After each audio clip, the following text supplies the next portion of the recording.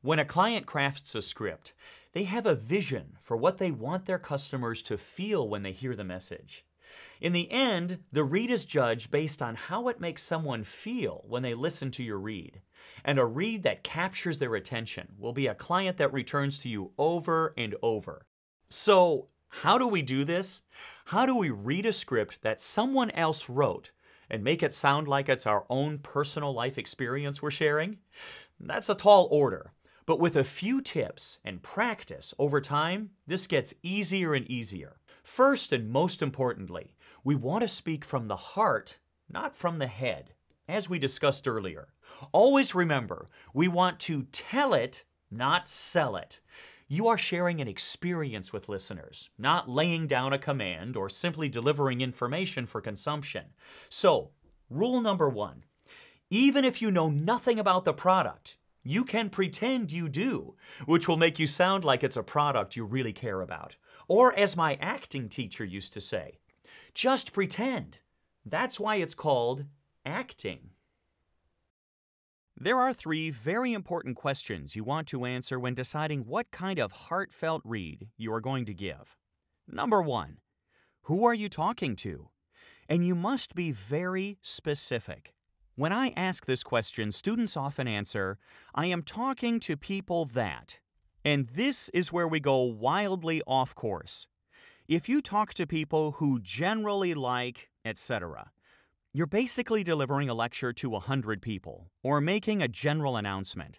And if a company is passionate about their product, they are obviously not looking for a general announcement. So, when you are deciding who you are talking to, be very specific picking one person. Because if you talk to one person, everyone listening to that recording thinks they are that person. And this is the great thing about voiceover today. The mics are so sensitive that most of our reads are intimate conversations with one person. An example of this would be, I am talking to my mother in our living room.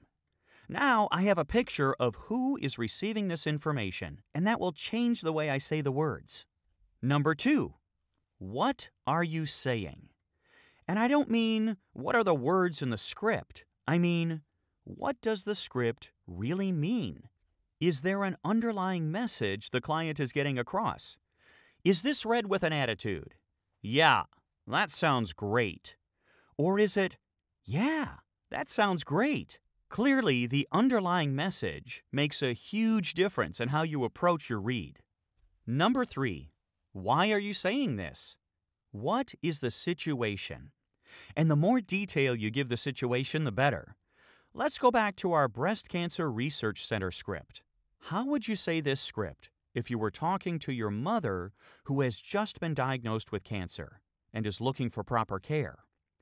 Your job is to console her and give her hope. How does this read change if your mother is a breast cancer survivor and you're giving this advice to your neighbor who needs treatment?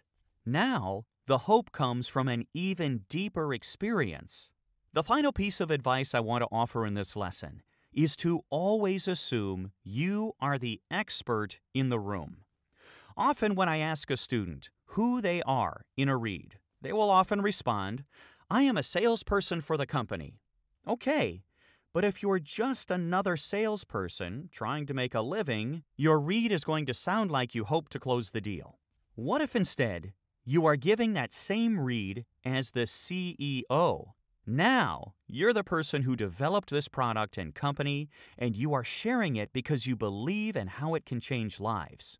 That makes for a very different read than simply saying, I am a salesperson.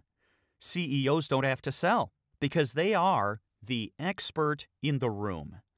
Always consider yourself the expert in the room when deciding what character you are playing in a script.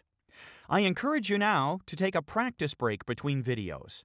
Take out the practice scripts provided in this course and break down who are you talking to, what are you saying, and why are you saying it. In the next lesson, we're going to talk about hitting or elongating words in your script. See you next time.